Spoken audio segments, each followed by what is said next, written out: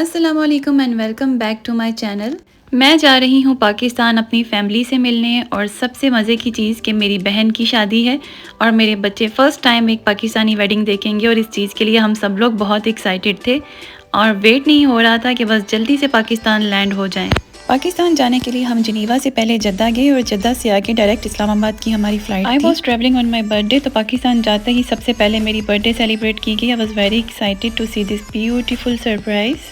और आज थी मेरी बहन की मेहंदी। मेहंदी पे ये बहुत खूबसूरत लग रही थी। मेहंदी पर जहाँ सब लोग बहुत खुश थे, वहाँ पर कहीं ना कहीं मैं थोड़ी सी उदास थी, थोड़ी सी सैड थी।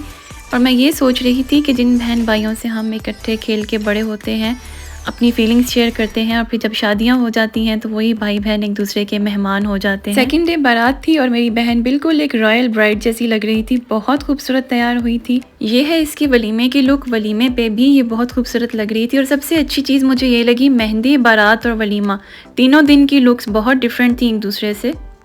शादी से जब हम सब फ्री हो चुके थे तो हम अपने बच्चों को लेकर पहुंचे जॉयलैंड। जॉयलैंड बिल्कुल अयूब पार्क के सामने बनाया है।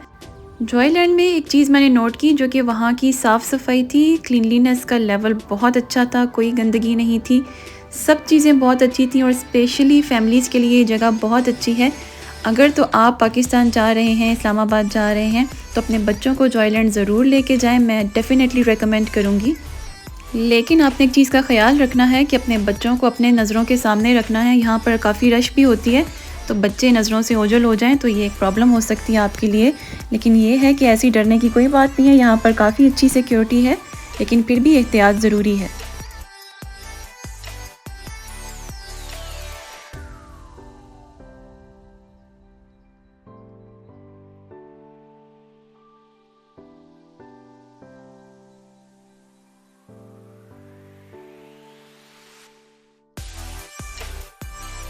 जॉयलैंड में आउटडोर एरिया बहुत अच्छा था, और उसके साथ साथ इन्होंने एक इंडोर एरिया भी बनाया हुआ है, जहाँ पर खेलने के लिए काफ़ी गेम्स हैं बच्चों के लिए, और करने के लिए बहुत सारी एक्टिविटीज़ हैं। वहाँ पर भी मेरे बच्चों ने बहुत इंजॉय किया, और इनडोर वेंटिलेशन भी बहुत अच्छी थी, वॉशरूम्स भी नीट एंड क्लीन थे। तो ओवरऑल मुझे लगा ये बिल्कुल 10 on 10 है बच्चों को लेके जाने के लिए।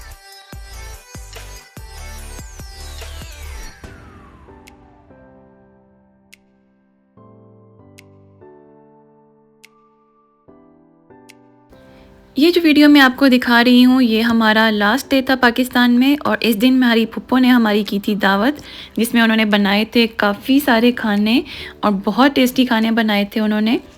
दावत पे मैं, मेरी बहनें और मेरे पेरेंट्स थे, और मज़े की बात ये कि हम लोग इतने ज़्यादा माशाल्लाह हो गए थे कि डाइनिंग टेबल पे जगह नहीं थी। तो फिर हमने एक आइडिया दिया कि कारपेट पे बिछाते हैं दस्तरखान, और दस्तरखान पे बैठ के सब आराम से नीचे बैठ के खाना खाते हैं। और ये आलू की टिक्कियाँ वर्ल्ड फेमस आलू टिक्कियाँ हैं, क्योंकि ये इतनी टेस्टी हैं, और मेरी फुप्पो बहुत मज़ेदार आलू टिक्की बनाती हैं, और ये स्पेशली डिमांड पे बनाई गई थी मेरी बहन के लिए। सब फैमिली एक साथ थी, मुझे देखकर बहुत अच्छा लग रहा था, क्योंकि अगले दिन मेरी वापसी थी और हम सब फाइनली एक साथ बैठ के खाना खा रहे थे।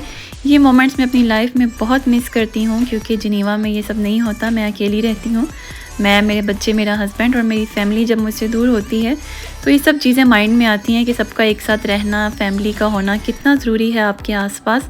फाइनली जी हम सब ने खाना खा लिया था, और उसके बाद बहुत मज़े से हम सब ने मिलके बैठ के चाय पी, और ढेर सारी बातें की, डिस्कस किया कि वहाँ की लाइफ कैसे होती है, और यहाँ आकर रहकर मुझे और मेरे बच्चों को कितना अच्छा लग रहा है।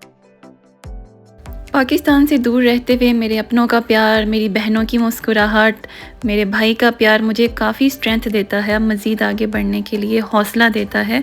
और ये वो दिन है जी जिस दिन हमारी वापसी थी। जब वापसी का दिन होता है तो मैं हमेशा बहुत इमोशनल होती हूँ, और इस बार मेरे बच्चे भी काफ़ी इमोशनल हो गए थे, जो कि मैंने बिल्कुल एक्सपेक्ट नहीं किया था।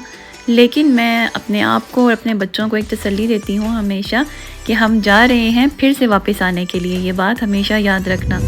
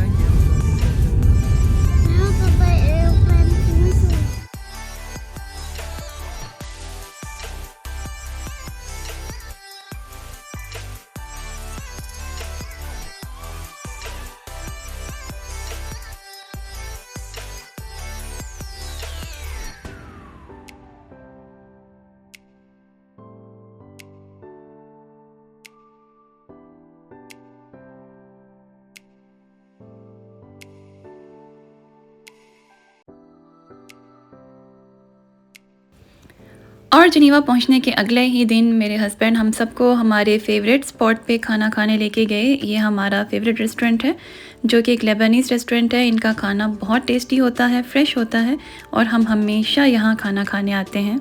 मैं सबको यहाँ आना रेकमेंड करती हूँ क्योंकि ये जिनेवा में सबसे बेस्ट जगह है लेबनीज़ रेस्टोरेंट की, और इनका खाना, इनकी वैरायटी, सब चीज़ें टॉप क्लास हैं। यहाँ ज़रूर आइए।